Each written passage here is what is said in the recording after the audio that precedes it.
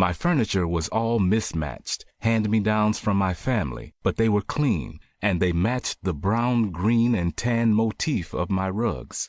I wondered what Jada's house was like. Probably something standard for a young black female. R&B albums, photos of her with her friends on the wall, and matching furniture that cost quite a bit. Strippers took home thousands of dollars a week, so it probably made mine look like a shack. Still, my house had character, and you cannot buy character out of a catalog.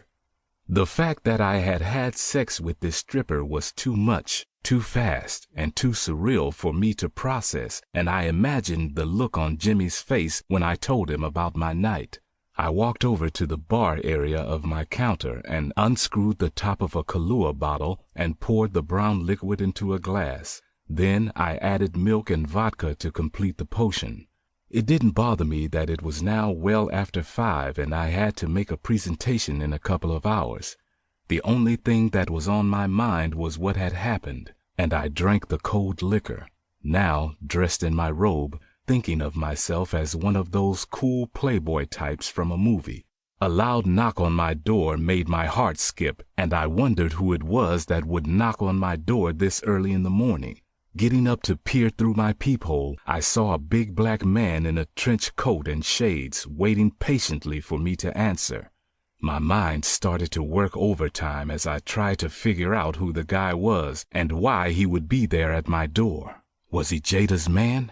I had no guns or weapons in the house to fight him if he was. Or maybe he was a pimp. If he was a pimp, I had fallen for the wickedest trick known to man, and I would be extorted and beat down as soon as I opened the door. Who was this dude? Was he the police? As I sat on my decision, his deep voice blasted through the door.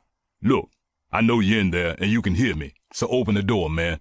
Without thinking about it, I opened the door and he looked me in the eyes and sized me up. A look of annoyance reflected across his face as he pushed his way past me and stood in my living room with his hands in his trench coat. "Who are you, man?" I asked as I tried to assess my next move.